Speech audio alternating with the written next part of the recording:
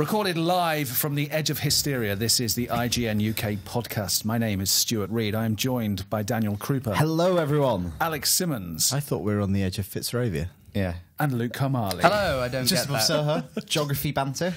Aren't we in NoHo? North of Soho? I already hate myself. I've said NoHo. No, and Well, no, banter. because Soho is South Holborn, right? Or Holborn. South of Holborn. It's South Holborn, That's not what it stands for. That's not isn't right. it? No. What does it stand for? It stands for the cry that used to be made during fox hunting. Soho! Meaning catch the fox. Well, that's not true. Do you say Holborn. There's no L. Holborn. It's Holborn. It's Holborn. Holborn. No, it's Holborn. It's a It's silent Holborn. L. But isn't there a tinge of it rather than No, I did it. And I rather got than Only if you're a pre-recorded tube a announcement. burnt whore? I say A Holborn. burnt whore? What? Holborn, yeah. What do you say? Holborn. Holborn. Said it 3 times, for God's sake. Well, it's Holborn. But we just didn't understand.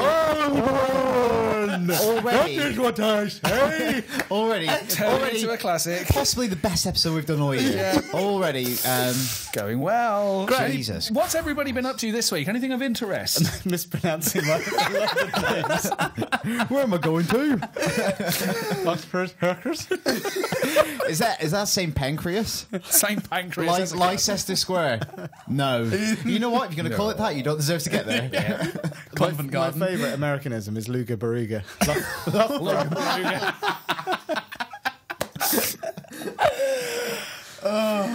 Great. So what? Is that it? What? Have we done anything this week? I'm just misleading Americans in central London. Yeah. Pointing them in different... I helped a blind man down the street yesterday. Did you? That is a genuinely true story, yes. It's not euphemism, Luke. I was about to go into the Carhartt shop, as I do, Yeah. and he lost his way. So I looked at my little Apple Maps and guided him down the street. And you said, look, no, that's where you want to go, and just held it. No? I just held it. No, Sorry. that didn't go as well as I planned. You pronounce it Mocking the Carhartt. blind. You thought it was going to go bad, didn't How that? is it pronounced? Cart. Cart. I'm going to the cart shop. You were going to help him, and then he said he was off to Leicester Square. You thought, Ah, fuck him. And then I popped into the Adidas shop next door. And the Sony Centre was over the road. Oh, was it? Yeah. Just next to Lidl's. And, Yes. And Alex had a lovely Wednesday. I don't think that's the best what we've been up to all week. No, I think it's the most entertaining one. It's the most honest. Usually we just lie. Yeah. Of course, what we've been doing is keeping our noses to the grindstones and our ears to the ground, which leads to some sort of contortionism, and figuring out what's been happening in the world of news, which That is was a such link. That was such a great radio link. Thanks. You can just do that naturally, can't you? You just go into radio link mode and any stock phrase becomes just adhesive matter. It's like demo mode on toys that you switch to. It's like Yeah, radio just goes mode. like- Just clicks into it. Like showroom mode. It's adhesive. Whatever. Kiss you. Luke's got the first bit of news. do I? Are we starting with me? Yeah, well, it's down as being you on the first. Okay, well, so the DualShock light bar, what's that about, is the question. For months we thought it was for fun, but no, apparently it was always originally designed for Project Morpheus, that lovely headset that you two have played with. Yes. No, we didn't get an invite to, but I'm not bitter. No. Yeah, when everyone was saying, why can't we turn it off? Oh, this is the worst thing ever. Sony were apparently... You can turn it chewing down. their well, now you you can, can, yeah. but you couldn't originally. And Sony were apparently biting their nails, being like, oh, this is awful. We can't tell them that the Do you reason... think that's what everybody at Sony was Yeah, they were doing? like, we can't tell them the real reason because we haven't announced Morpheus yet. Have you seen but now they Yoshida's have. hands? Nail biter. I wonder Also, if Japanese fingerless. people do bite their Fingerless. nails, though, because I wonder if that's a cultural thing.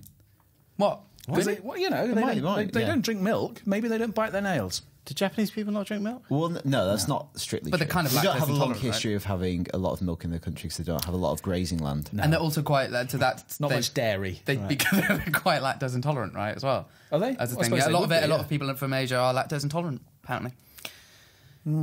Is it linked? I don't know. So, right. Going back to Morpheus Yeah, okay. and the light. Yeah. So they showed Morpheus like 6 weeks ago at GDC, Yes. but they've only just come out to say, And they were like, remember that light bar that you were all so Yeah. irritated about? Well, now you know. why did it take 6 weeks for them to come out and tell us? If they've been waiting for ages to tell us. I'm not quite sure. It was done in an interview. With the guy who's actually the head of tech for bars. Morpheus, and he was he was like, my department was the one that got that thing on there. We were like, we need this light bar for tracking. My group was the team that turned up at the design meeting and went, can you put a light in it? Oh, we're nearly finished. Pretty much what happened. Yeah. Can you make it change colours? Oh, just Just go back. Do you know what we're going to have to remove from it to do that? But Battery life? so it just mimics what the Move does, right? Well, yeah, which is something that I always thought. So I'm a bit confused by this story, if I'm honest. But that's because, well, you use Move, or you can use Move with Morpheus on the sword fighting demo. What's it called? Castle. Yeah. To pick up swords and hold it. So That's quite fun. now I didn't actually try that with the DualShock, but I would assume that would do the same thing. Well, you did use the DualShock actually Yeah. when you were playing the Deep and you crouched. I believe that was also the controller that was feeding back that you were kneeling as well. Is that surely that would have been the camera? No, the camera recognising where the controller was? but why doesn't the camera recognise where I am?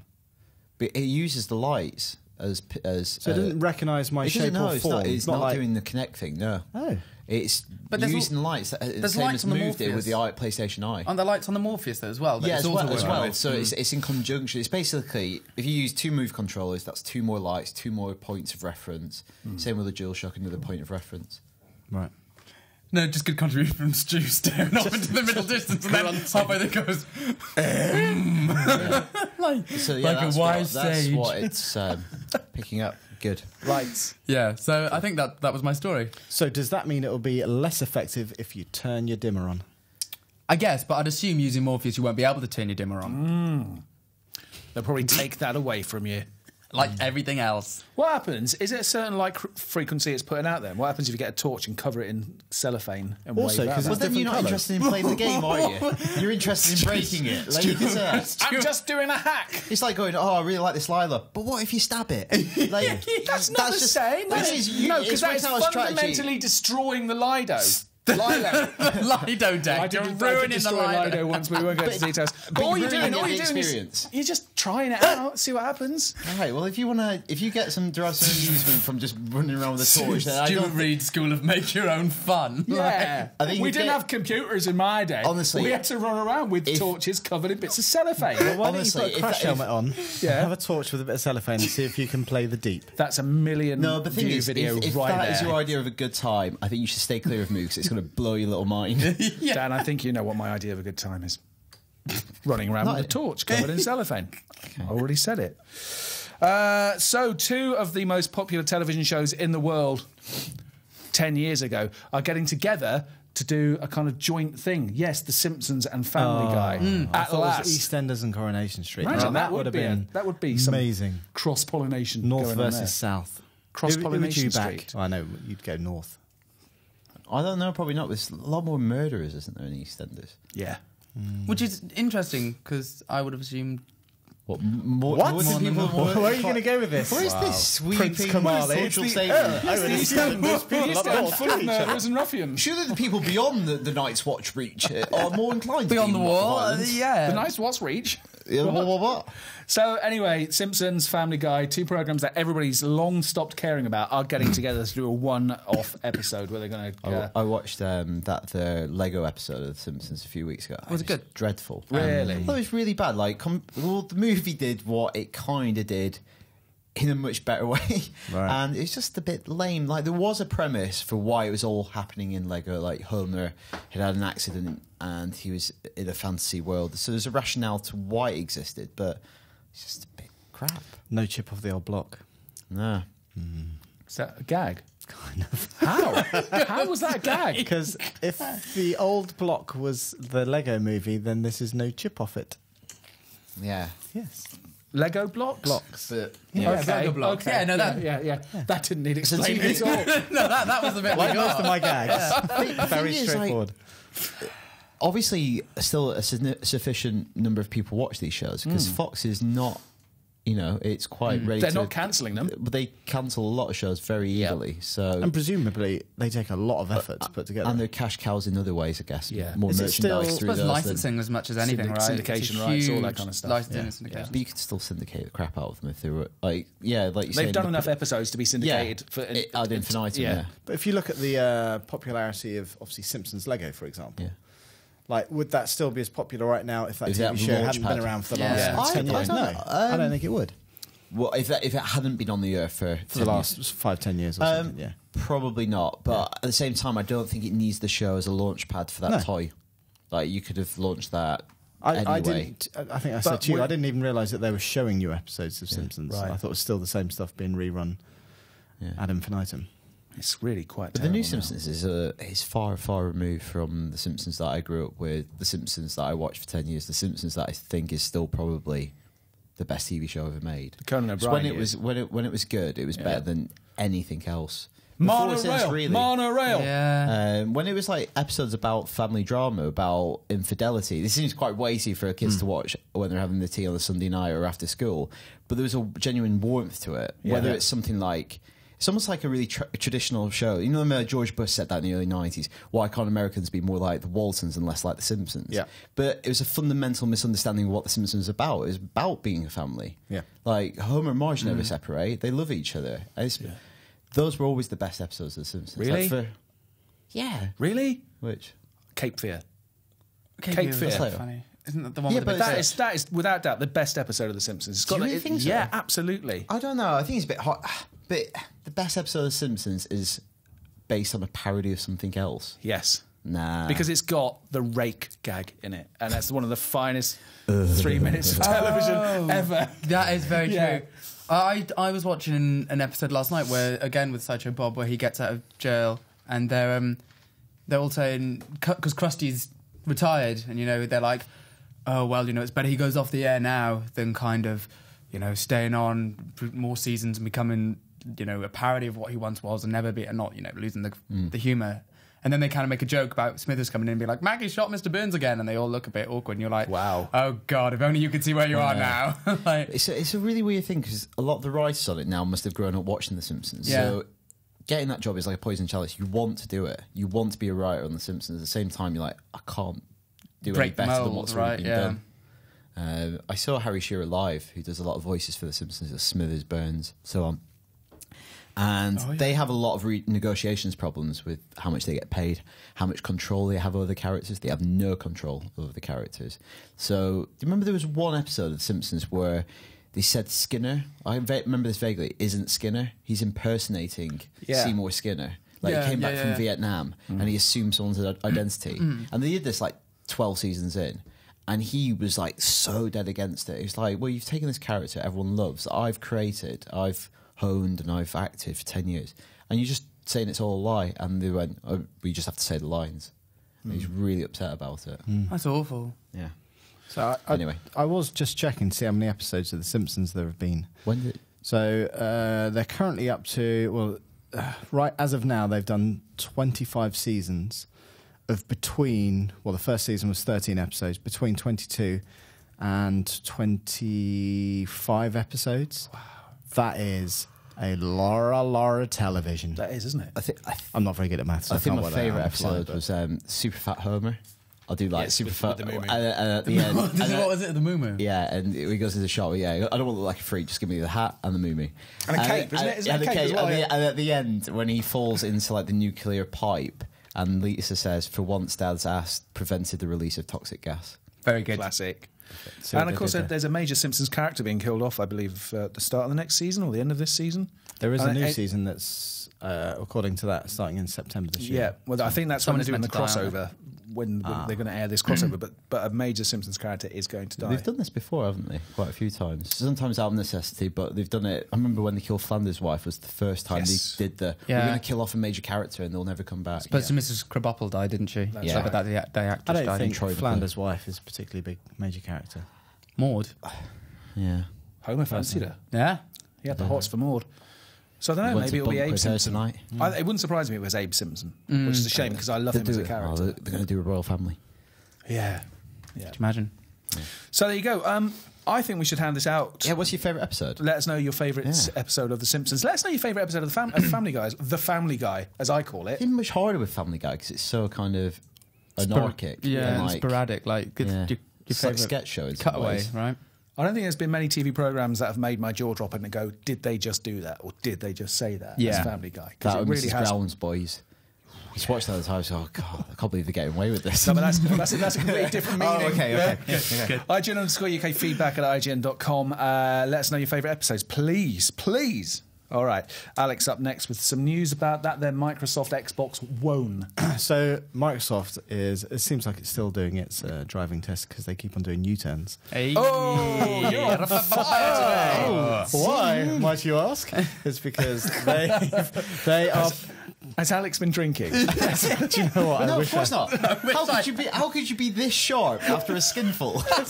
It's vodka. It's a 2-litre bottle of vodka and gin mixer.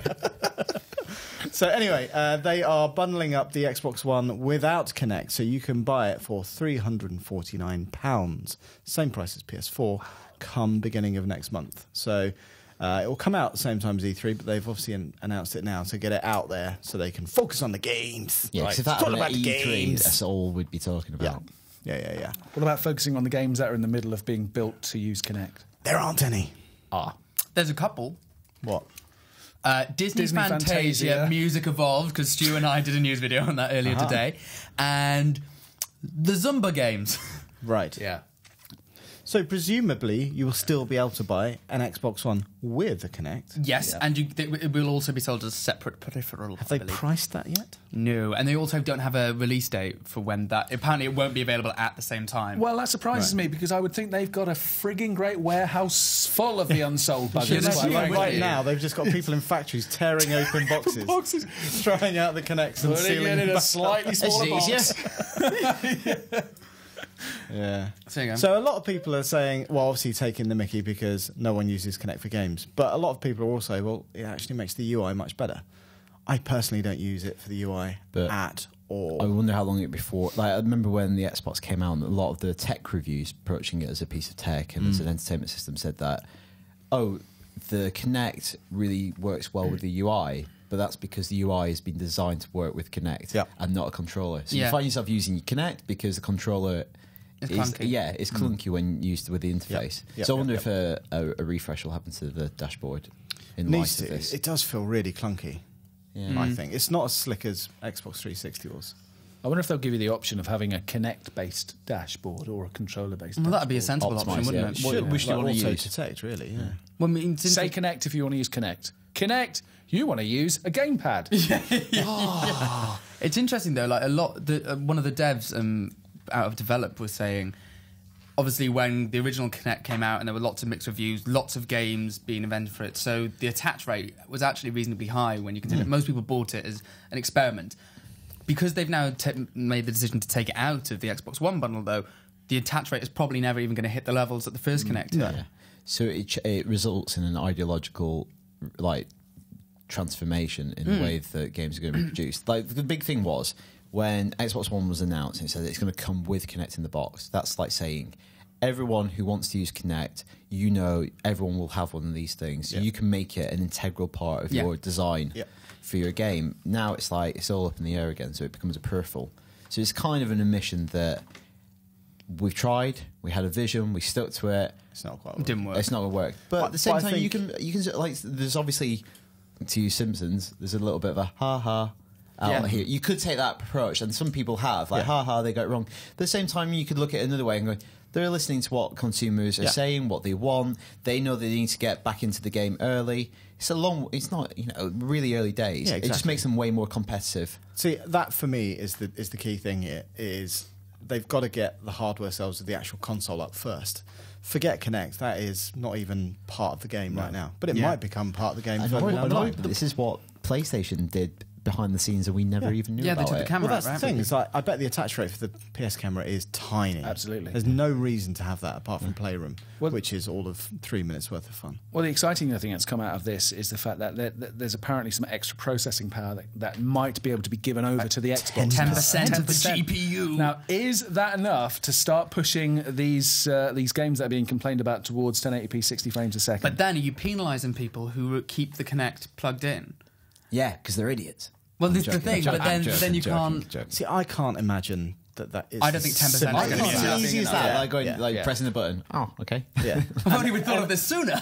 And of course, surely it couldn't change dynamically. Yeah. It's not going to go from, this runs at 720p, unplug it. Oh, 1080, there you go. You wouldn't have thought so, would you? Like optimization, all that sort of stuff. And also, you would think it would be like a firmware thing because this GPU, it's like it's hard coded that 10% of that GPU is used for Kinect. Yeah. And it still works on apps and the whole, snap feature and stuff. And even though, that's still going to be listening out for commands and things. I guess it is, yeah. And I think, like, obviously, the story when it went on side, there's like thousands and thousands of comments, and there's a lot of fanboyism going into this.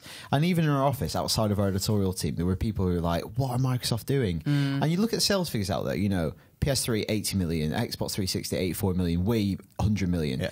We're still so much at the start of this cycle. Like 5 million sold to retail for Xbox, 7 million PS4s.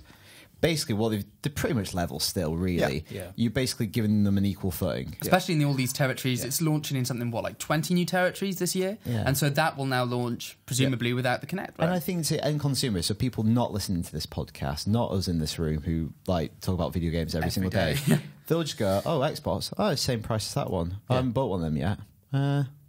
Might buy that one. It's now makes it a much very, more, very similar proposition. Yeah. And so many people haven't got into the game yet. Well, especially with the other two things that came out that day. So the games with gold now coming to Xbox One. Which has been pretty shabby to date. But really old games. It's coming to Xbox One, and whereas on Xbox 360, if you stop being a gold subscriber, you get to keep your games forever. If you were there when they were offered, they're yours forever. They've actually now made it exactly like PS Plus in the sense that on Xbox One, if you stop subscribing to Xbox Live Gold, you then also lose access to the games. And I think that's fair. That's fair. It's just an interesting decision. Because PS Plus is so good, you kind of go, there must be a catch. Yeah. And that is the catch. And you go, actually, that's not too bad. That's not a catch, really, is it? That's fair enough if those are the rules of engagement. Yeah. And the Garden Warfare, I think, is the first one. Plants vs. so, yeah. Garden Warfare. Which is much better than all the PS4 PlayStation Plus in terms of perceived size of game. Lots of indie titles. And that game is only 4 months old, 5 months old. So because with PS nothing. It's the whole deal with whatchamacallit, EA, isn't it? Yeah, I'm right in saying PS4. We haven't yet had a boxed game, really, like a traditional boxed game. One of the free ones. Drive Club is obviously one of the big ones that's promised in October, but other than that, we haven't really seen much else, I don't think. Yeah. What do you think? You say, we're at the early starting gate, really, of this generation of consoles. When you look at the figures of the previous generation, selling 80, 85, 100 million, do you think this generation is going to reach that kind of level of saturation, or are there too many diversions and too many alternatives now to kind of hit that saturation point again? No, I think it will. I think a big factor that will retard sales figures for quite a while which wasn't present in the last generation, is games appearing on both cycles. Yeah. That didn't happen with the last gen, really, at all. There were a few outliers, like Twilight Princess appearing on GameCube and Wii. But how can you motivate yourself to buy a next-gen console when you know you can play Watch Dogs in a pretty decent playable form on your current console? Yeah, it's the same as what we were saying about Titanfall as well. Yeah. When we actually saw the 360 version of that, it looked really good. Really good. It's like, okay. And I think, E3 this year, you'll see games like Arkham Knight. You'll see games that have been designed purely for newer graphics cards on PCs and the proper next. And then you go, well, that is the difference. Yeah. But I think there'll be the period of crossover and overlap will be unprecedented. Yeah, and that's what I think about. It's better for Microsoft to make that decision now and cut the price and make it competitive for when all the games are announced at E3. If they have a really good show lineup, there's no reason why they couldn't catch up. And it's also between now and Christmas. It's also a vested interest for both sides. Consumers, they get a sweeter deal, cheaper games, don't have to shell out for a new console. Also, super sweet for developers because they've got massive install base. Yeah. So there's no real pressure on incentive on either side to go all in yet. Yeah. Well, that's what... And it'll be just a general... it'll be the artistic ambitions of developers. Yeah. When they go, what I want to make exceeds what this can do. Well, that's what Gearbox said, right? When they said the reason they went for the pre-sequel only on, last gen, I guess, was because Borderlands 2 sold more copies than there is an install base of next gen. So why on earth would they go all leaving in? money on the table. Yeah, it's a stupid decision for them to make. Or if you like Rockstar, just they're going to do it because they're going to bring GTA to that has to next happen, gen. Surely. Yeah. And then just quids in. But looking at Sony's financials this year as well, they also that wasn't great. Sharp intake of breath. But they for the year before PS3 and PS2 sales, the amount of overall hardware, because Sony bundles hardware together in their financials, about the same number as PS3s and PS4 sold. In emerging markets, you're still going to have that. The PS4 is so expensive. You could buy FIFA on PlayStation 2 still last year. Yeah. Yeah. There you go. Because it's for its emerging market. We should do a PS2, PS4 graphics comparison. That would be Across the amazing. board, every single version of the next FIFA. There you go. Gosh, yeah. The dream. That'd be quite a funny video. Yeah.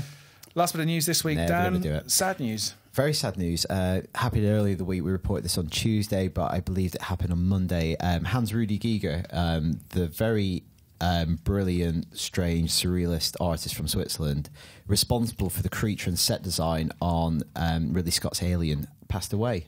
He had an accident in his home and he died at the age of 74. So not that old, really. Not that old. And so, yeah, I wrote the obituary for the site on Tuesday and just spent some time that day looking through some of his artwork. And Not safe for work, most of it. a lot of it's not safe for work, although a lot of the stuff we look at work isn't safe for work. And he's just a phenomenally original artist. Yeah. The thing with like any kind of artistic endeavour, it's hard to be original. Like nothing great is done, everything is redone.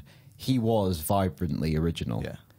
Like even like one of the things you showed me, he did a concept for a Batmobile. For Yeah. Which Batman movie was it? Batman Forever, Joel Schumacher's Which film. just seems like the most bizarre. It's weird. It looks kind like of a concoction. chromosome. Yeah, it's like... It's, And it never made it into the film, right? Yeah, But- no, it was never used. But And of all of the Batman films, like that was the kind of most saccharine one. Yeah. Yeah. They commissioned him to create a. yeah, imagine a very different film. Imagine it would have been bizarre. bizarre. And that's the thing. Like I've watched loads of Alien documentaries over the years on various DVDs and Blu-rays, and obviously like that script. Like they give a lot of screen time to the writers of the original Alien. What's it called? Dan O'Bannon and Ron Shusett. Yes. And they're given a lot of screen time, but basically the script they turned in was pretty B-movie stuff. Yeah. It's Jaws in space. Yeah. That's even, I think, maybe how it was originally pitched to Fox at the time, and they really rode the wave of Star Wars popularity to get it greenlit. Let's do a space movie. And really, Scott elevated it because he has an incredible eye for set design and production design. And then when he was prepping the film, he came across Necronomicon, which is a book of all Giger's work. He was like, we need to get this guy in. And really, Scott got him to do all the design on the alien world, and he got another guy who was more kind of technical artist to do all the human stuff. So the art direction, like the alien stuff, is truly alien. Yeah. And he let him design the space jockey, the facehugger, the egg, the crash ship on LV-426. Yeah. And it is basically spilt out from his imagination, and it's that weird biomechanical design that he is famous for, that kind of fusion of like human form and industrial design. And it's just like unlike anything anyone did. Yeah. And he really used like the airbrush, which is a very kind of modern artistic tool, as his thing to give it that kind of very almost kind of quasi like photorealistic look to it. But yeah, he just... What else? Obviously, the Alien was the big thing that we know him for. Yeah. What else?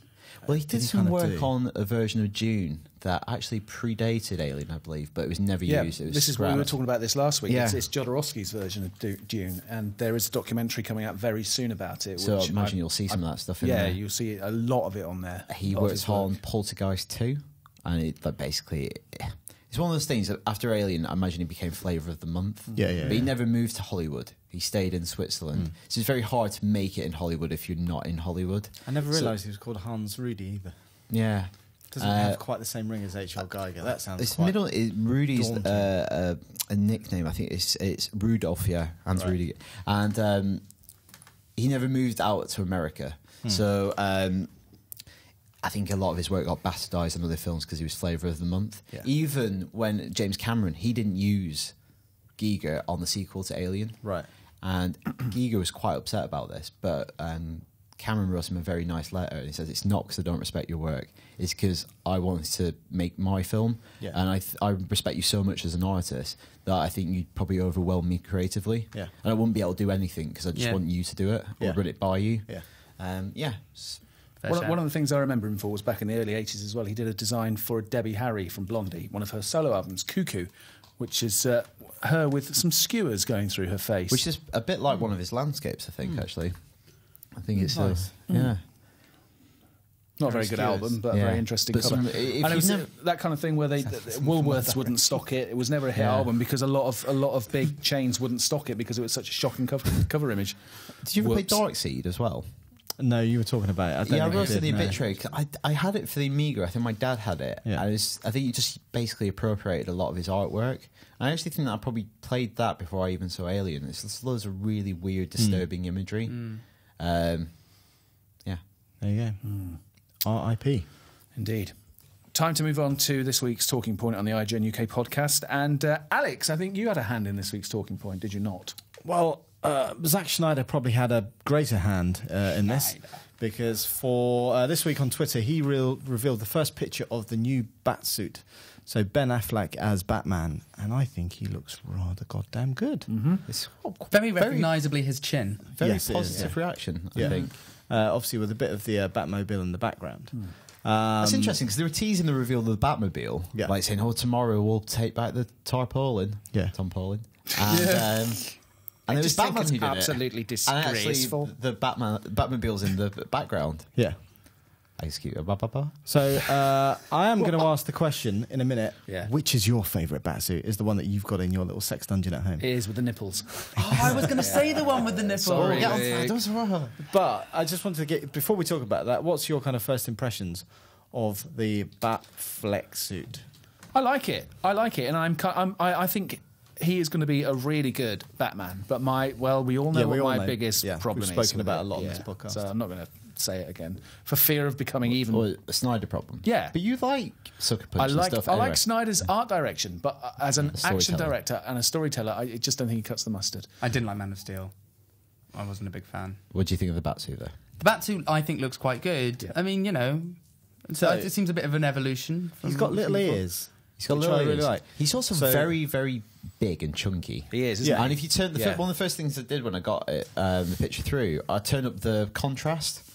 Yeah, and it is a bit- it is the bat shield on his chest is very heavily scratched. Yeah. So the suit that it reminds me most of is the one from The Dark Knight Returns, which, so I'm showing a picture to you guys, so this was all the skins that came with Batman Arkham City. You could play as all these different iterations. But Dark Knight Returns, obviously the Frank Miller iteration of the Batsuit, it's got so much in common with that, which I think if you're going to pick one to go for, that's And it does a hell make of him one look to go for. massive, He does that look suit, like doesn't he? He looks Taz. huge in that. Well, in that comic book, he's an a bit old man. He's a bit older. Yeah. Oh. So He's coming out of he's kind of retirement. really chunky and just It's quite grizzled. not lined. It also reminds me of that. Thanks. Like, even though he's not wearing a suit in the image, have you seen that Alex Ross drawing of Batman, a painting, where it's Batman like coming back and he's taking off the cowl and it's from behind? And I think the Dark Knight kind of references it. You see him from behind and he's just like hideously scarred his back. Right. He's really big. He's obviously been doing this for 20 odd years. Yeah. Yeah. And it's just, you can just see the pain and the turmoil that being Batman has brought upon him. Yeah. I want to see Mickey Rourke play him as an old man. God. Oh no. I really do. I think that would be fantastic. After his Really? performance in The Wrestler, I think it'd be really interesting. And of course, with what's his name coming out this year? Gotham? I think Sin City 2. Oh, yeah, this yeah. year or next year?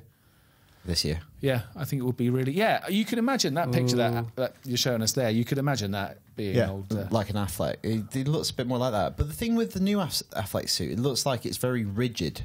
Well, at least the Yeah. cowl is. Yeah. Because the Nolan films kind of moved away from that and made the suit more kind of tactical. Yeah. And they rationalised that in the films because you go to Lucius and you go, I give you the latest military stuff. Yeah. And it was, by the end, by the time it got to Dark Knight Rises, it was all kind of bits and panels Yeah. on top of a mesh. Kind of like body armor. Yeah, and they could like really tactical move his head for the first time. But what you sacrifice there is that silhouette. Yeah. And like really kind of iconic silhouette, which the new one seems to have. Yeah. But obviously that creates performance problems. Yeah. It's a Like- brave move to get rid of something that iconic as well, though, isn't it? In something like Dark Knight Returns, where you don't have that traditional silhouette of him. No, you don't. And they kind of like fake it with lighting and like shooting him against the night sky, but it's not as good as Batman Begins even. Like, so my favourite one is actually the Batman Begins suit. Because Right. when it came out, it has that very rigid headpiece. But I remember like Nolan describing it like a Jaguar.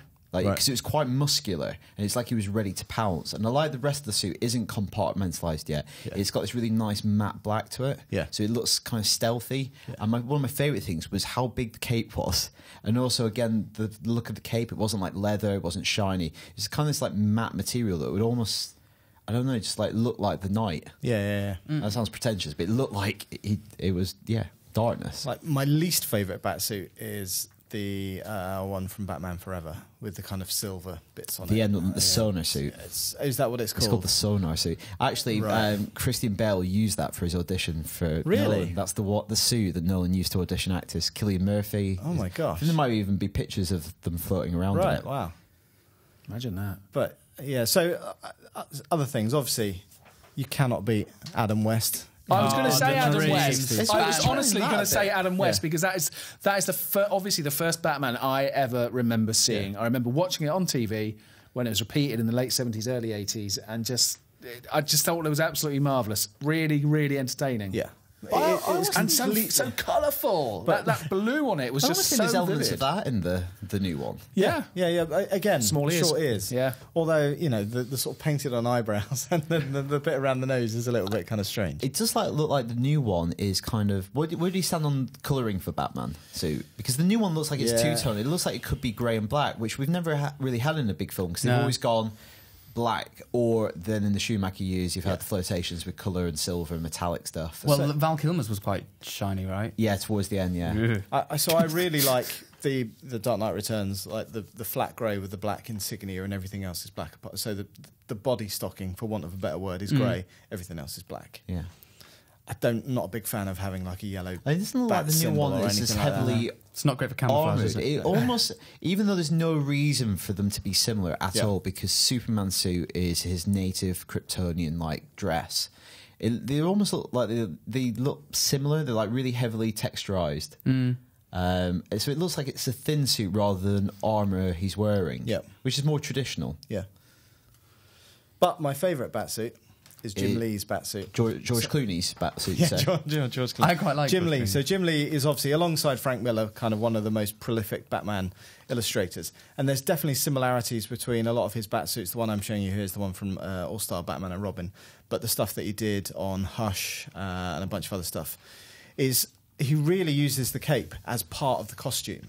And obviously all the poses that he does. Yeah. But yeah, I'd really like to see that. And rather than it just being a body armour, I want it to be like, something different. Maybe it should be not just like a Kevlar suit, but something.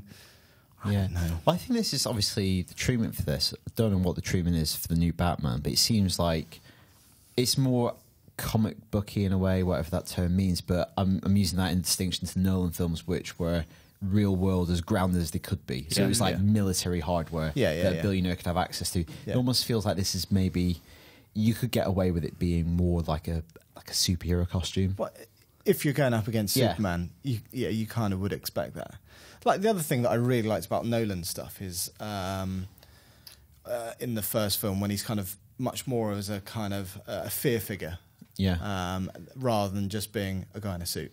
Everybody fearing the Bat. Yeah, that kind of like drained out the series a little bit because he kind of retired. It's almost Nolan's films, because the art they wanted to tell, they kind of missed out all his best crime fighting years. Yeah, because by Dark Knight came around, he'd already been doing it for years. By Rises comes along, he's retired. You never get to see him in his prime, and that's why I really like Batman Begins so much, because it's like that's Batman. That's a true out and out Batman. I read an interesting article, I think it was in The Guardian today, about how stuff like the really dark stuff that we're kind of used to, that trend is coming to an end in the same way that our love affair with Mad Men seems to be coming to an end, and all these really good gritty TV dramas seem to be drying up. And 24's come back, which is more crash, bang, wallop, explosions, in your face kind of stuff. And maybe it is cyclical, and I think that's probably what we're going to experience That's next. really interesting, because you remember it was like 5-10 years ago, the buzzword, every time there was a sequel, was gritty.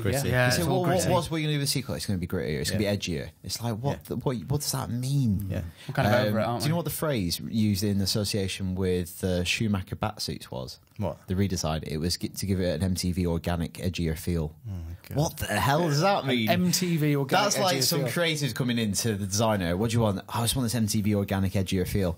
All right, I'll just do that. I'll just get my markers then. You can see elements of that because there was so much neon in the film and the way it was lit and all that kind of stuff. It was like, it could have been, It's kind of a Max Headroom video or something like that. Well, I feel sorry now for the Fantastic Four reboot because they're going to be out of sync once again. They're going for a darker, grittier Fantastic Four. We've moved on to Marvel stuff where it's like, let's just have a bit of fun with And this. that's why- Iron Man, let's play some AC/DC and That's why the shoot first stuff. Fantastic Four failed, right? Because it was a was ahead of light-hearted its time. romp Yeah, it was when ahead it of was its actually time. we were getting into the gritty I stuff. can just imagine the poor producer or director. Although, to be fair, I imagine the producer of Fantastic Four would love to think of himself as avant-garde. Yeah, we were just ahead of our time, darling. Michael Chikil is like, I was channeling Brecht. Brilliant. Also, slightly off topic, you're not being paid by Carhartt to promote them, are you? Because you mentioned you went to their store earlier and you're wearing a T-shirt with them. All Alex ever wears. No, but if Carhartt would like to send Alex some free T-shirts. There you go. He'd love that. Just We've thought I'd check never it. ever done that with the podcast, get free stuff. I was listening to the Football Ramble the other day. They have free Papa John's pizza. What? Because their podcast was sponsored by Papa John's. Does anyone out there want to sponsor Yeah, us? does anyone listen to this Anything.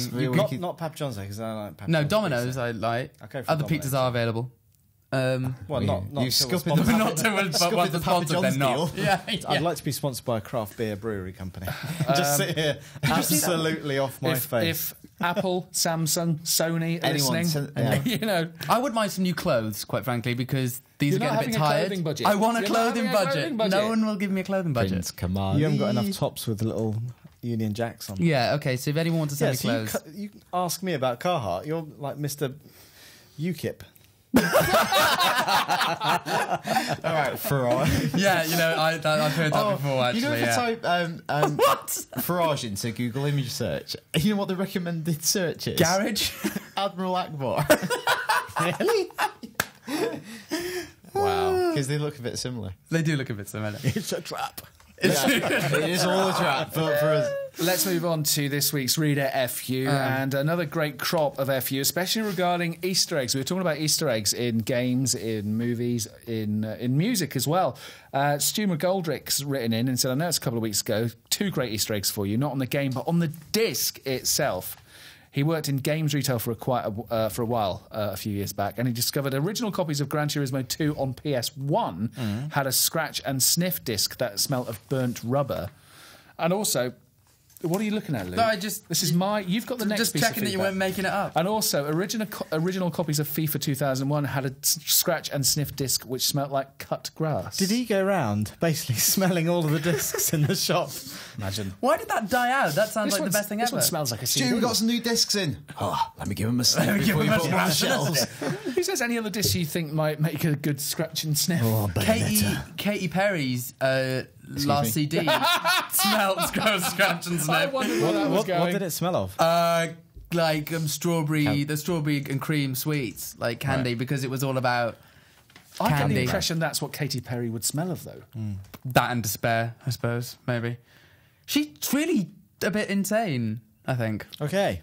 Next piece of feedback. Nothing wrong with mad women. Here we go. It's actually, if you search for Admiral Akbar, you go to images, second suggestion, Related. Nigel Farage. That's some great tagging there going on there. Well done, then. Okay, so I've got one from Carl E. He says, I just want to mention my first game in Easter egg, which was in a PS2 game called Exhumed, or in North America it was called Power Slave. That's such an American retitling. Yeah, right. Exhumed. Can we put Exhumed on a box? No. Power Slave. A brilliant FPS platformer set in ancient Egypt and a forgotten gem. If you explored enough, every now and then you'd stumble across an Egyptian statue whose face was one of the Lobotomy dev team. Assume Lobotomy is the developer rather than like just people that were people that they've lobotomized. Do you want to make the game? There you go. I have none of the requisite skills anymore. Yeah, I cannot speak. Okay, if you collected all 30-odd, legend has it you gain the ability to fly. Never did, though. I'd love to see a rehash or more games set in ancient Egypt. Maybe Assassin's Creed. Well, there's Prince of Persia, right? Surely that's overdue coming back. That's Was that set in ancient- rumour for now. Well, Well, that was the ancient rumour. Egypt? Remember that Project Osiris or yeah, something? ages It ago, it was was Project Osiris, and it was like... a slave, like a it black looked like a slave, and right, everyone was so- like, oh, maybe that's the reboot. So, Yeah. fingers crossed. Anyway, Exhumed was the only video game I ever played all the way through with my dad, who called in sick one morning to beat a particularly stubborn boss monster with me. Happy days. I'd like to know, has any game ever brought you closer to a friend or relative? Oh, and he's from Canada. Or has any game ever made welcome. you call in sick? Not at this I job. used to play a lot of Amiga stuff. My mum used to play co-op Pac-Man So I together. used to play a lot of Lemmings with my dad. I used to play a lot of Worms with my dad. We used to like get like 3 discs like on on the front of of the the magazine. magazine. Like 50 games. Amiga Just format, sit and go ST through format. them. Yeah. Boom. On Saturday afternoons. Yeah. There you go.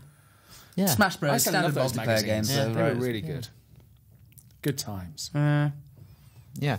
Next one is from James. James says, Duck Hunt. Duck Duck Hunt! Hunt! Is that our beyond now? So if people see you in the street, Stu, they should just go, Duck Hunt. They kind of do anyway. Well, halfway there, right? I think that's what they're shouting. Anyway, I, for one, was a really big fan of the Power Rangers. We talked about the reboot last week. My brother and I would come home from school and would eagerly await the show to come on between the 3 and 5 time slot, depending on the season or year.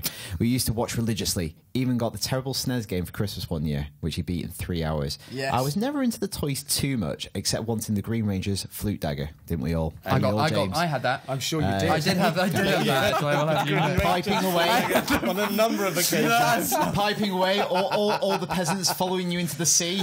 Mummy, I drowned them all. But the show was just pure awesome for a little adolescent kid growing up with delusions of a future with giant megazords and floating Zordon heads. That being said, I would so Zordon, he was the guy. That being said, I would so go out to see the new movie, terrible or not, with the expectations of the movie being complete waste of time and space in the world.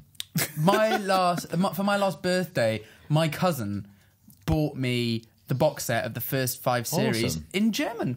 But you can get them, you fiddle around and get them back in English. You try hard enough. You fiddle around while you're watching it. If you fiddle around, you get it back in English eventually. It's the Pink Power Ranger. It is the motto when travelling abroad. But very, very good. Very enjoyable. And they hold up. I had some of the toys. I had like the Red Power Ranger stuff. Yes. It's like the gun that turns into the sword. I Great had- toys. They're like transforming weapons. And also you could get the Zords and then you put them together into a bigger one. So I had quite a lot of them. Megazord. The Megazord, yeah. And James is an OCT. Anyone know what an OCT is?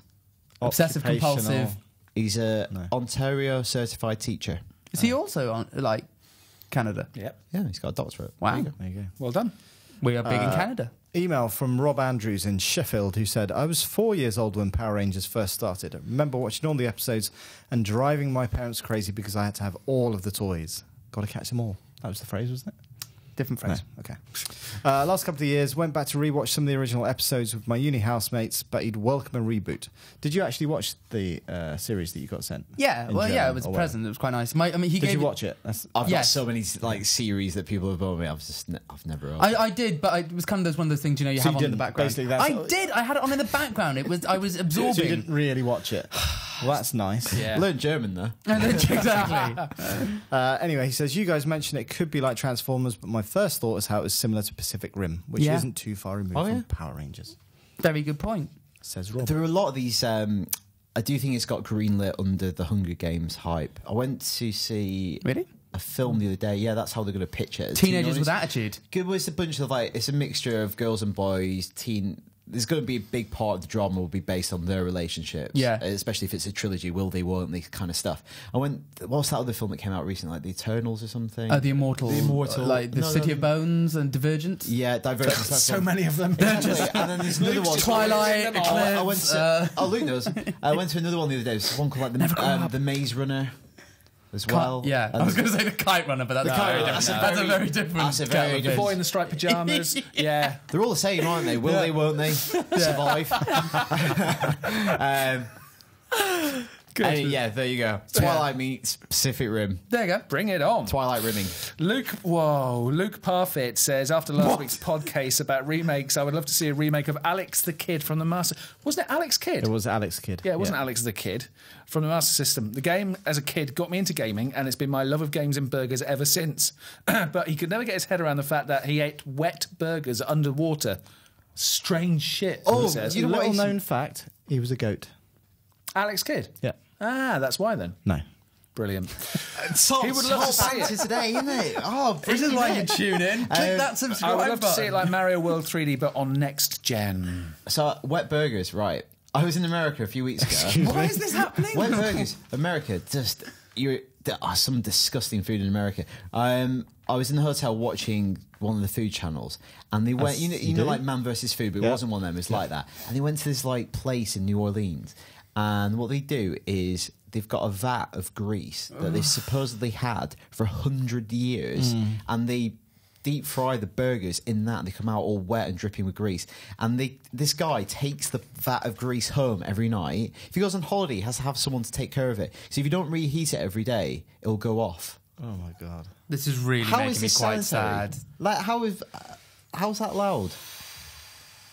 I don't know. Why are you looking at me? I don't know. I thought you might know something about health and safety. Oh, no. I know nothing about health and safety. All I know is could we get sponsored by a burger joint? Oh, that'd be amazing. Wet burgers and Batsuits. That's got to be the title for this podcast. Agreed. All down your Batsuit front. All down your codpiece. Look what you've got. Luke? I just feel sad. Speaking of wet burgers. Does that make you feel a bit unwell? It has made me feel a little bit nauseous. Thanks for that. Jonathan Hume, Blade is perfect for a reboot. Loved the first movie, but aside from a few funny lines, the sequels and slightly bigger FX budget, they were poor. Blade 2 was good. Not according to Jonathan Hume, and let's be honest, he knows more than you, probably. So, it could do some new effects and a Batman Begins style dark origin story. Grittier. No? Gritty. Well, I thought Blade was kind of an origin story anyway. It's not that long ago. But you say you want to know more about him being a daywalker. Do you know Blade is a good 15 years ago, isn't it? It's got to be at least. It was a long time ago, yeah. Could be he does. He makes the point. Could be the start of a new darker superhero style that we seem to have moved away from. 98. He says it could be the start of a new darker superhero style that we seem to have moved away from. We thought that. We are moving away from it. It's time to go. We did. What he said. 98. Well, that's 15 years ago. Luke Goss was in the sequel. Yeah. He's a big star in America in his own right now. Still? Yeah, he's like playing Vegas and stuff. Who's Luke Goss? He's in Bronx. Oh, Luke. Don't humour him. Move on. Let him Google it after the I show. owe you nothing. Terry Hurley. Terry Hurley, he's here. He's got something to say. Yeah. In relation to remakes, I would love to see a remake of The Black Hole. Not a great film. So this is what we're saying. Don't remake good stuff. Remake bad stuff. Yeah. Give it something with a good premise, but they messed it up.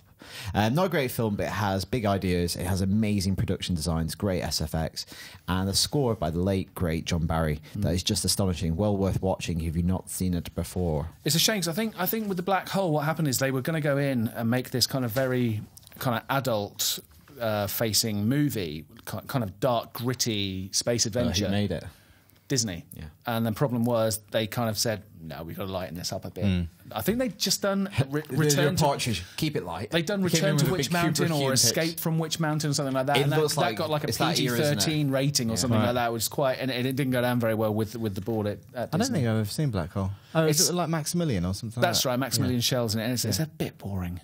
It ought to be good, and it's not quite good. Yeah. I've got an email from Jangle Waltz. I'm assuming that's... Jingle Jangle. Well, his real name's George Nolan, but he's titled it Jangle Waltz. I don't know why. George Nolan's he a good wanted to name. be kept anonymous. Brilliant. Yeah. No. Anyway, Ghostbusters would make a fantastic live-action TV show. With today's special effects, having a gang of Ghostbusters running around every episode catching the freak of the week would be simple, cost-effective, and fun to watch. Yeah. I think their profession would support a kind of serial drama. Like, it's getting called out every week. Yeah. It's already been done. Most Haunted. You know? Yvette Fielding is Slimer. But they don't actually catch any ghosts. No, they don't. So they're not very good Ghostbusters, are they? But ghosts don't exist, so... It's very similar, just charlatans speaking to themselves in rooms. Amazing. So you only watch programmes where only real things exist? Yeah. Yes. Craig Watts says, you guys talked about bringing Dungeon Master back. Jogged my memory about a TV show I loved as a kid. Dungeons and Dragons. Maybe I'm just being nostalgic, but it'd be fun to see Warwick Davis play the Dungeon Master.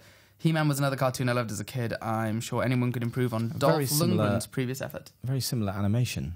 Was it? A lot of those 90s cartoons look very similar. Yeah. I used to like a show called Visionaries. Anyone watch Visionaries? I can't believe it's not been pillaged. I think it might have been like Hasbro and Mattel, and it was one of those cartoons that was really based on a toy line they probably already came up with. And these little figures, they all had on their chests like a little hologram, and when you move them, like a little 3D image of a lion or something. And in the TV show, they could do not mock. Do not mock. Do not mock me. Do not debase it. And they could transform into the image on their chest. How is that not a film already? That's very cool. Write in if you've watched Visionaries. Yeah, I'll get a lot of emails. The toys ring a bell, but I must admit I don't. What happened to Thundercats reboot, by the way? I don't know what's happening with this Visionaries thing. That Right? I think a lot of this will hinge on the Turtles film. That might.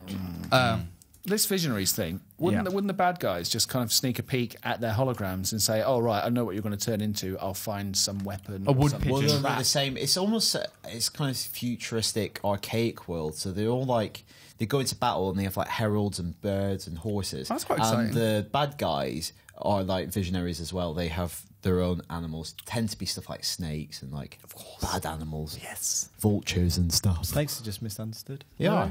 Yeah. Stop lisping, then. Couple of emails from you next. Yes, first one is from Robert Duckworth.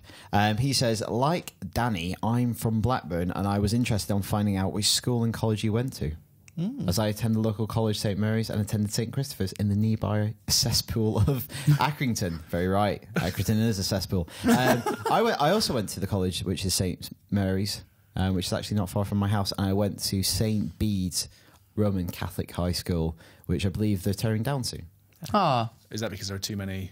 Oh yes, just All bury the corpses. Finally, I'd also like to see whoever owns the rights to Wolverine release or re-release a film with a 12 version for wider audiences, and an 18 version which includes the true brutality and levels of gore that the crazy war vet can actually produce. I think it'd be interesting experiment to see how the consumer reacts to the separate age ratings and which version pleases the critics more. This tactic seemed to work with the Wolverine Origins video game, so why can't it be done with movies? Kind Does that actually ever happen? We talked about this last week, didn't we? Where certified movie. Yeah. Well, what's happened in the past is that a movie's been released and then it's been cut to show it to a wider audience. Going exceptionally back far in time, it happened with Saturday Night Fever, which was an X certificate when it was released over here. But it was never released at the same time. It's like there is a... It was. It was released. It was released for about a month or so, and it was a huge success. And then they took it back and recut it and put out an A certificate, which would be the same as a PG now at the same time. So you had the choice of if you were a grown-up, going to see the X certificate, if you were a kid, going to see the A certificate. I mean, if they do 2D and 3D at the same time, why couldn't they do two different versions? I guess it would maybe fundamentally change too many points in the movie. Do you know what I mean? That you change in the movie Yeah. rather than it's more than applying just- a process. Because you can't like add blood into a scene, right? Well, You yes, have- you can. Of course, you can, because it's You all can- CG. All blood is CG. Is it? You can, but that wouldn't be. Almost all of it. Ruin it. You're ruining But- everything. But that's, I guess, what he's talking about. It's like if you wanted to do a proper violent Wolverine movie, it's almost an entirely different treatment rather than just lingering Adding in on blood. something at the end. You wouldn't want something that looked like, I don't know, the Avengers movie, but then somebody gets their head ripped off and you see blood and gore and So people... you could- their yeah, guts you could do pouring. that, It'd have to 'cause be actually- shot in a different way. And So- But wouldn't you tonally, it would be very different. wouldn't you simply cut away from it? Well, sooner? I think that's No, but I one think- way of doing it. Yeah. And might be a cheaper way. That's probably a feasible way of doing it. It is Remember nowadays speaking- because everything is digital. You're not even looking at having to process extra film prints or dick about with negatives or anything. It's just digital information that you're altering. So Gareth Evans, the guy who directed The Raid, Rich interviewed him a few weeks ago, and he said, it's probably likely he's going to make a transition to Hollywood at some point. Some studio's going to go, this guy who made the best 2 action movies of the last 10 years in The Raid films, let's get him to do a superhero film. And he just went, I'm interested in working in Hollywood, but I can't do what I do and do it for them with those restrictions, because the reason why my stuff is appreciated or thought to be dynamic or arresting is because I don't pull away. I follow a punch through to its conclusion and then beyond to the consequence. Yeah. And too often you have to cut away, and I can't make that movie. They might be able to make it in the edit, like we're talking about, but then... It's not his movie, is it? Yeah. It's not. It's not. Yeah. So that's a really good, interesting argument, Robert. Actually, it's called Robert Duckworth. My auntie, maiden name is Duckworth, so might be related. Jack and Lyra? Another cesspool of Darwin. I'm joking. And also this goes on to Emmanuel's email, and he says 80s R-rated classics and PG-13 family-friendly schlock. He inspired him to Taken. We were just talking about this. In Europe, it was released as an 18 plus and extra violent, and it's released in the US was a PG-13. So it's the same thing, 2 versions of the movie released simultaneously. But that's not necessarily 2 different versions of the films, because obviously America rates their movies differently. They don't. Our kind of certificate 18 over here, they don't really have the same rating over there, do they? They have like an... Well, it's different criteria. Yeah. It's not like that translates easily as that one. It's not an equivalence. It's a different actual process you have to submit to. Yeah. But they're like... I think I'm right in saying that they're rated R movies, you can go in as a child if you're with a grown-up to go and see a rated R movie. If you're 12, 13, 14, you can go and see an R-rated movie. What was there not some like rationale like that in the UK, or was it Princess Diana who like flagrantly broke it with William and Harry when it was the Sean Bean one and Harrison Ford, the Jack Ryan movie where it's about Northern Ireland? Did she not cause Some of All uproar? Fears? No, Patriot Games. Patriot Games, yeah. Where she took them to see it because she thought it was an important film with issues about Northern Ireland and stuff. And I think there was like, this is before my time, but I thought that was one of the cases where, well, why couldn't she take her kids to see an age-appropriate movie? Yeah. I might have made that up. Yeah. I'm sorry. Well, she's always in our hearts, and I think that's the main thing. She's the Queen of Hearts, Stuart. Yeah. The Queen of Hearts. Last bit of feedback this week. Finally, we're getting towards the end. This is from a guy called Mark. All right, Mark. He says, I've heard you read out user feedback twice from Joshua Pigott-Smith. I'm pretty sure I worked with him at a pub about 4 years ago. Really good guy, but as you learnt from episode 229, not an ideas man. Anyway, hi Josh. We got some listeners dissing other listeners. And we're kind of bringing them back together. It's like Bringing people together in a way. Two-way family favourites, like you used to get on the radio. I want to know what his idea was in 229. I can't remember. Well, obviously not a very good one. So, Josh, if you remember a bloke called Mark and you worked with him at a pub, tell us what you think of him. Yeah, we'll get some beef going. I think Mark Garcia is his name. I feel like Silver Black in Surprise, Surprise. But I always do on Thursdays. It's the accent, isn't it? We love to get your feedback. Please keep it coming in. We read absolutely everything you send in, even if it doesn't make it to the show. I've got my filters set up. IGN_UK feedback at IGN.com. Time for Out This Week, then. A quick look at the movies and games that are coming out in the next 7 days. And we start with games. Minecraft is coming out. Tell them what is this? Platforms has it not come out on? You've never heard of it? What is it? So it's coming out on Game Boy Advance. Full of the banter today. Very good. Minecraft is coming out on PlayStation 3. So for all those PlayStation owners who've still not yet to play it, now you can. You can. Build yourself stupid. We really don't need to talk about what it is. What it is, we really don't. No. Should we move on to this stuff? Yes. Super Time Force. Yeah. That looks Xbox good. 360, Xbox One, got a nice retro aesthetic to it. Made by Capybara Games. It's not made by a capybara. Sad. The world's largest rodent. It's about a team. It's a development team. Did you know that capybara is the world's largest rodent, or did you have to look that up? I knew that off the top of my head. Oh, Wow. See all those trips to the zoo, Chester Zoo. Excellent zoo, by the way. Can we get sponsored by Chester Zoo? That would be nice. I wouldn't mind that if we could have pets. Yeah, a day pass. Yeah. But we adopt an animal. A If you zebra. could adopt any animal, what would you like to adopt? Oh, tiger. Okay. Polar bear or giraffe? Probably. Really thinking about it, though. I appreciate that. He's I either appreciate thinking it. or having a stroke. I'm not sure. Anyway, moving on. So it's kind of in the same way that Alien is Jaws in space, Super Time Force is Contra meets Braid. So you go through, I think you call like Colonel Rapitsky, sends you back in time to like save dinosaurs. I'd quite like a penguin. You quite like a penguin? Yeah. Pick up. I can imagine you walk into the office in the morning with a little sit on my penguin holding desk. your hand. Yeah, I could imagine. Like that actually. Norwegian Go penguin. Get a coffee from me with him. Yeah. Not anymore. Oh, what's happened? Do you want to use this as a platform? Let's not use this. Sponsored by Eat. What Did you have bad coffee? A barista Was crossed sponsored Alex. by your half-full cup of coffee. No. And then when I brought it up, I got a huff. Really? Really? Yeah. You got half a cup. Hey. Very good. Very good. I tell you what, this is going to be a cracking cutout for this week. So that's out now on Xbox 360 and One. It looks really good. And then the other one this week is Kirby Triple Deluxe. Now, our review, there was some very good reviews. Mixed I think things. it's worded what you want from a Kirby game. Now, Kirby is inhabited lots of slight different genres. It's not a challenging game. We gave it a 6, an okay score. I think Jose likes quite challenging games. Like he really rated Tropical Freeze, for instance. Elsewhere, Kirby has reviewed really well. I think it's, if you want a challenge, Kirby games aren't that challenging. But if you want a nice, pretty, colourful, vibrant experience, 3 words basically mean the same thing there. Kirby will probably stand you in good stead. There you go. Kirby, your enthusiasm. What platforms is it on? It's only on 3DS. Okay. Any more games, or is that it? That's it. That's your lot. Blimey, what about movies? Any big movies coming out this week? Nothing's coming out this week, is there? Nothing the biggest happening. one. The fattest. The biggest one, the chunkiest one. 350 Good old feet. Thunder Thighs is here. Godzilla. Lisa Riley. Oh, she's not happy. But what's the bonus thing is, if you film any of the destruction, you can send it into her. £250. 250 quid, but she doesn't do that show It's been anymore. 250 quid for years, isn't it? I know.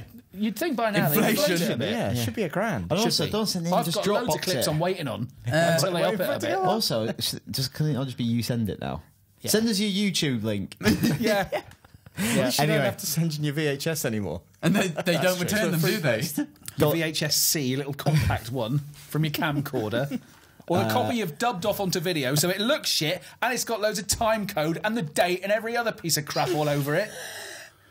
Godzilla. Yeah. Godzilla. Godzilla. Is that the theme tune? Oh, God, don't take me back there. It's really good. There you go. Okay. Is Godzuki in it? What, sorry? Is Godzuki in it? No. It's so it kind of reminded me a bit of early Spielberg, and the way that some of the action shot is incredible. The characters kind of less so. It's nice that there are characters in it. I think it should be said first and foremost. Like, at least there are characters that you can follow, while they might not be the most compelling or engaging. Can't be worse than blooming Matthew Broderick. Oh yeah, so it's better than that. There's a family like through line through the whole thing. There's a family that kind of follow the whole series of events over several years, and some people think that's very contrived, but I think it helps bind it together, and it means that Godzilla's in the background. You're concentrating on the foreground, which is the characters, and you kind of get spot him here and there. And this is not spoilers. And there's not loads and loads of action in it though, and that's something people are talking about. Is the fact that you don't get Godzilla right away. You know, it's kind of the shark and Jaws things. There's glimpses. You'll see Godzilla maybe do something, and they'll cut away. And then, but it means by the time you get to the end, you're like, I'm ready for this. Yeah. And you go, let them fight. Yeah. And you're like, I am so ready for this. Yeah. Whereas in Transformers, like, the ending, I've seen this 4 times in the film already. Like Desolation of Smaug is like, you see a lot of dragon in that. Yeah, It's so like, I think alright, the get it. pacing's really, good, because when you get to the end, you're like, I'm properly enjoying and savouring every part of this action sequence. How's really, Cranston really in wants this? it. He's excellent, but he is part very just much a a bit. supporting role. Really? Is it Taylor Very Johnson who's... Aaron Taylor Johnson is the star. Well, Godzilla's the star. How's Aaron Taylor Johnson? I really like Aaron Taylor Johnson. I don't think in this he is the most warm Okay. of actors. Like, I don't think I think he's good at Kick-Ass and stuff. He's much better in Kick-Ass than this. Yeah. Yeah, I don't believe him as that family guy yet with kids. He's No, only 23. God. Yeah. And The when funny he thing plays is, though, like he's a family guy Yeah, with kids. Yeah, that's I the, just that's the don't bizarre thing. buy him as that just yet. Like Chris said in the office that he can imagine that being someone like Matt Damon. Right. Maybe someone just a bit older. Yeah. Yeah. But Is he only 23? he's 23. Yeah. Terrifying. Wow, that is crazy. And it's He's done well, hasn't he? Sam Taylor Wood Johnson is 47. Yeah. Well, This lady. because I went to university with someone who was in Angus Thongs and Perfect Snogging with him. He was like one of the brothers. Okay. Yeah. Like they're very, yeah. they're very good. They like knew each other. And when we were at uni, we did a play with this guy, and he was fine. He wasn't the, Aaron the Taylor? best. No, with sorry. the guy who was in Angus Thongs with him, and we were on his Facebook when Aaron Taylor Johnson just done Kick-Ass and stuff. They were like, "Oh, saw your mate Aaron on Jonathan Ross last night, sitting on the Crazy. sofa with him. Bet you're glad you made the decision to go to university instead of pursuing that career, eh?" It was just like Well, that's not fair though. a bit harsh. Because that would have happened. I know, right? Yeah. He did a biology degree yeah. and he did very well. I'm really looking forward to seeing him as Quicksilver though. Yes. He's got a bright future, I think. Yeah, no, he's very. I think he is talented. Like Nowhere Boy, he's good, and also in little Kick-Ass. teaser ahead of next week though. X-Men reviews on site. It is great. Quicksilver in that. Ignore the jacket. He's probably the best thing in that movie. So Right. he's got that. Just to a bad overcome. jacket. Yeah, it's just a bad jacket. But Quicksilver's awesome in the X-Men movie. Is that the one that we were all taking the piss out of? Very just because he looked But a his little power is so cool. Be able to run at the speed of sound. Or Yeah. light even. Get close to it. Right, time to go. Thank you very much for joining us in what has been, I think, an exceptionally funny podcast this week. If you liked us, let us know. If you didn't like us, jog on. Or follow us on Twitter. Yeah, yeah. See you next Put week them up anyway. there. Thanks, everybody. We'll see you soon. Bye. Bye. Bye. Bye.